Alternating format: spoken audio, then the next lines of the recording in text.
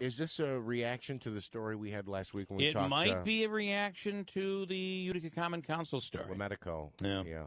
There's always a bell that goes off in that Dave Gordon's head. Every time a bell rings. Dave Gordon has a thought. Yes. Can I just say one thing? He held a press conference last week, and I know that you were away, and I actually think he was correct on something. Okay. He talked about, now he's calling it election fraud. Okay, he's calling it election fraud. Mm-hmm. I think that's maybe too strong a word because it What do you say? implies These are the some affidavits. real nefarious. Yeah. So the affidavit ballot. So let's say I vote in East Utica. I don't. I used to, but let's say I vote in East Utica. I go to the. It used to be the Armory. I go to the Armory. I walk in and say, "Hi, I'm Jeff Manaski." They look in the book and You're they not say, there. "I'm not here." What they're supposed to do is give me an affidavit ballot. I can fill out the ballot. And I can put all my information on there, and the envelope, I'm told, also serves as a voter registration. So if I just unknowingly wasn't registered, the Board of Elections could say, well, you actually weren't registered to vote for this one, but now we've got you in the system. You're all good from here on out. And these affidavit votes, in the event that the election were close, they could be reviewed. Correct. So if you were not registered to vote, that affidavit vote would not count. What is the corruption that he's saying exists? What he's saying is because the affidavit vote is a pretty small number. It likely is. Yeah. But he had foiled from the Board of Elections some information, and there were, I believe, at least 13 empty affidavit envelopes. There was no ballot inside. Okay, and on some of them it was marked void, already placed in machine, or ballot submitted into machine. What he's saying is the Board of Elections needs to first make a determination on that person's eligibility to vote before it can be cast, before the ballot can be cast. And it appears in at least a handful of cases, I'm talking, they showed evidence, what I consider evidence, of at least 3 to 5 cases where this happened. I'm trying to get someone to call in that knows this very well, that can explain it to us. Yeah. And if we do, we'll and I might have that person right now, who's saying this is not election fraud. The problem that I find oftentimes with Dave Gordon is a little bit of information becomes very dangerous because he automatically takes that leap. And that leap is always something that's nefarious, right? Let me go to, if I could, to Jordan Karp, who was one of the commissioners at the Board of Elections. Jordan, explain what we're dealing with. Explain this press conference that Dave Gordon held last week and what your thoughts are. Sure. So just from listening this morning, an affidavit ballot, sometimes called a provisional ballot, happens when someone goes into their election polling place and they're not in the book. And that can be for a variety of different reasons. Mm-hmm. They might have moved recently. They might be. We might have gotten a piece of mail back from the Board of Elections saying that that person doesn't live there anymore, and they just go from what's called active status to inactive status, and that just means their name's not printed in the book. Yep. They're eligible to vote in the election. So what happens is they're given an envelope and a ballot. The ballot is the same as every other ballot. I think that's where the confusion comes from in this particular conversation. Mm-hmm. But they're asked to fill out this form, which does also serve as a voter registration form. Jeff is correct about that. And asked to put the ballot back in the envelope and give it back to the inspectors. Now, let's be honest. Elections are run by humans. Therefore, it is. There's human error that does happen. Mm-hmm. So occasionally you'll have nobody stands over this person and looks at what they're what they're voting, what they're doing with their ballot. Yep. So occasionally you will have an affidavit ballot that will go through the machine, and that is not correct. That's not a technically a ballot that should have gone through the machine. And so that part is correct. I would say that it's very rare, maybe, a handful of times will that happen in an election. And again, it's part of the human error. And we always did talk about it when I was commissioner during the training sessions. But again, elections are run by humans. Yep. There's going to be human error. And I would say to anybody who's out there, if you have a problem with how the elections are run, go up and sign up to be an inspector. Right. Be part of the solution, not the problem. I think the issue that Dave brings up is he wants the affidavit ballots to be printed differently than the machine ballots. Therefore, they could not be scanned through the machine. That's his idea that occasionally some other counties do. My issue with that is because these affidavit ballots are foilable, including the ballot itself and the envelope, if you treat the ballots differently, if you have one affidavit ballot in a Republican primary in New Hartford 1-1, well, guess what? That voter no longer has the right to a private ballot. You know exactly who that person voted for. Yeah. The importance of a secret ballot that you have the choice in private to make your decision made is of the utmost importance at the Board of Elections for counties and states. Jordan, and that would be a problem. In the example you just gave, if I'm the only person who needs an affidavit ballot in New Hartford's District 1-1, and you go to count affidavit ballots, you know who I voted for anyway, regardless of the color? No, incorrect, because that ballot goes into the regular count. That ballot does not have any identifying marks on it. You just know that there was one affidavit vote. The ballot is the same. No, but you open just like everybody else. Listen, I'm not pretending to know more than you here at all. But explain this to me. When you do the count, you actually open. You say we have affidavits, we have whatever we have. You open the envelope. If there's only one envelope, and you know it's marked, it says Jeff Madaski on it, and you do a count and you say, okay, well, we counted the affidavits, and Bill Keeler had 1, and Andrew had 0. You know who I voted for. So correct? Here's the difference, though, Jeff, is that envelope is not public to the people who are counting that ballot around the table. It can be foiled before or after, but the ballot is identical to every other ballot. Which doesn't have your name on it. It's connected by number. Correct. So your name. So no one opening that would be able to see that was Jeff Manaski. Okay. They wouldn't be able to see it. Okay. So unless we do what Gordon is proposing. So that's my issue with that is that you're putting at risk at times a voter's ability to cast a secret ballot, and that's I think the issue. And can I just tell you about the secret ballot? Because not everybody, Jordan, listen, if you grew up voting in the 1950s, secrecy is of the utmost importance. Remember, back then, people were losing jobs because people suspected they were a part of the Communist Party.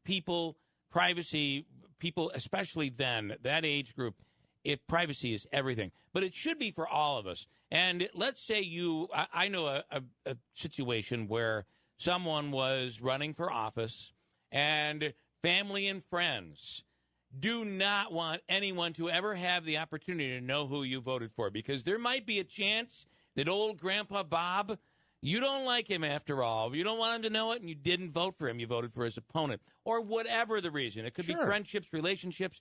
Privacy is so important to so many people. To lose that, I think would be a horrible. So listen, I think you both made some great points, but Jordan, you even acknowledged that in some of these races, the margin of difference is 5 votes, 3 votes. Who won last year, 2 years ago by 1 vote? You know, or what 4 votes? Well, that's when you talking about the school board election. Yeah, well, whatever the case may be. I believe there was a council election that was decided by 1 vote or less than 5. Well, listen, Gordon's vote was close. And his vote was close. For county clerk. I do think he raises a valid issue. If people who are not eligible to vote are getting a ballot and putting it in a machine. It's not necessarily true, though. You don't know if they're eligible or not. You don't know. You don't know. So, you're right. But hold on a second. So there were, I think, a little over 1,000 affidavit ballots last year in Oneida County. More than half were eligible to vote and were counted.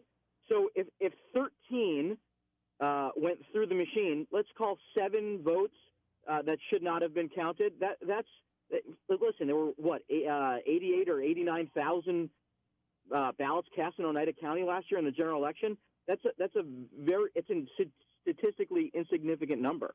Yeah, it's not insignificant when an election is decided by 2 votes. Here's a question: When's the last time a countywide election, Jeff, was decided by 2 votes? A countywide, I don't think so, but I know there's some council races that have been. Yeah. Okay. All right, fair enough. And you Listen, feel I'm that not saying you the feel board that, did anything wrong. You feel that based on there is going to be a slight margin of error, but the exposure of people's names eliminating their privacy is something that's far more important. That is basically what you're saying. The other thing I would say is that, like, fraud, the word fraud right. implies knowledge and complicity Absolutely. in the action. Yep. And I think that is a complete misnomer. Yep. Because it's not fraud if there's a mistake that's honest. Right. Again, this is a human practice. They're not. These are essentially volunteers, bipartisan groups of volunteers. At where the rubber meets the road at these polling places. Let's not disparage the work that they do, because frankly, it's difficult to recruit and keep these people because of the abuse they take on election day. Like, let's make an effort to say thank you for their service and help get more people to do their jobs, because it is a long day. They're there from 5 a.m. to 10 o'clock at night. Yeah. Yeah. And one final question for you, Jordan. Do you think that honest mistake is in Dave Gordon's vocabulary? Do you believe? Listen, I always got along with Dave. I'm not going to say anything, bad about what like. I understand you want elections to run perfectly. Yes, they just don't. I mean, this is the best system we've come up with. Listen, I've always been an advocate for we shouldn't even actually have polling locations. We should just mail ballots out and get them back. Everybody should vote by mail, and that would take a lot of this error out. That's what I'll say, is that I think that there are certainly some common sense reforms that could take place that would alleviate some of these errors for sure. I mean, he brings up. Listen, I'm not saying he doesn't have a point, but I'm just saying it's a solution in term, that's searching for a problem almost. Yep. Fair enough. And listen, I completely agree with Jordan's point there. I know it seemed like we disagreed on some things, but I want to. It didn't seem like you guys did. So. I want to underscore something here, and that's what Jordan said, and I think I opened when I started talking about this. To call it fraud is a bit of a misnomer to make it seem, because as Jordan pointed out, it implies some complicity in there, where this seems like a simple mistake, and I just think, there was a handful of cases, and those ballots, we don't know if they were legitimate voters or not, and I know that's always a concern. So anyway, I appreciate his information. I would also say that, like, I would encourage people to come down and watch a recanvass occasionally, because you'll have people who sign their absentee ballots, and we have to void those ballots. I mean, you would be surprised in the terms of numbers of votes that we have to void because there's a mistake made on the ballot. There's more than 7 of those votes in a countywide election. So it's a human process on both sides. It's a human process on the voter occasionally making a mistake and their ballot is void. And there's certainly occasions where these things are run by humans and there's human error on the running of the election. Look at Florida for the past 25 years. Yep. All right. The problem what I have about the point Jordan's making, and he's absolutely right, he knows more about this than I do, is it almost sounds like, especially in a smaller community where some of these elections are so close, you're almost making the point, well, we throw a handful of these out and we discredit a handful of these ones, and then there's a handful of these that actually should have been counted. Here's a question, Jordan. Is there a when someone contests the vote and they ask for a recount and it's done ballot by ballot, is there the opportunity at that point where if someone voted and they shouldn't have voted, that ballot could be thrown out? You would never know what that ballot is. You would never know because of the privacy. You would never know. You would never know. And that's what Gordon is saying, is that if you do it this way, you'd be able to know.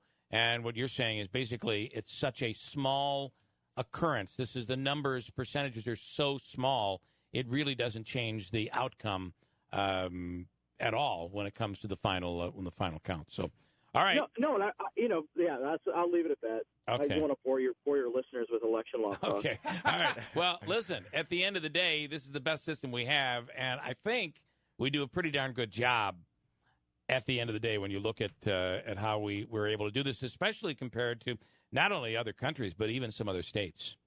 Right? Yeah, and it's a way better system than the lever machines were, frankly, because the lever machines, sometimes that counter on the back would malfunction, and then you had no idea what happened, by the way. Yeah. Well, and as I said to Jeff, just look at Florida, the past few presidential elections. Yeah, I mean, they've got mistakes all over the place. Jordan, your knowledge on this, I appreciate greatly. The fact that you called in, thanks so much. Not a problem. Thank you. And another great point, when the polls open at 6 and close at 9, and they're getting there at 5 and they work till 10, that is a long day. So thank you to all those folks who do that work. And you know that they struggle and it's going to be, and I didn't even get into this with Jordan, but we could do a whole other segment on the fact that what the Board of Elections is facing this year, not only with the early primary, but the fact that people can vote early now. That's a whole different ball game. It's really changes political strategy. So when it comes to the general, I don't know, it's 6 days out. They're going to have a 5 or 6 day period where you're going to be able to vote early. There'll be a couple of locations where you can do it. You got to man those locations. And what it also does is it changes a candidate's strategy. Mm-hmm. All of a sudden, votes and it's going to be new this year. So I think the number of early voters will be much higher this year than they will be in years to come because there's a novelty to it. I get to vote before, and you kind of wonder. I already cast my ballot. There is a lot of unknown this year, and the Board of Elections has to handle all of it. And the state just passed this without any advice, without any money to take care of it. They're in for a challenge this year, and it'll all start with the primaries in June.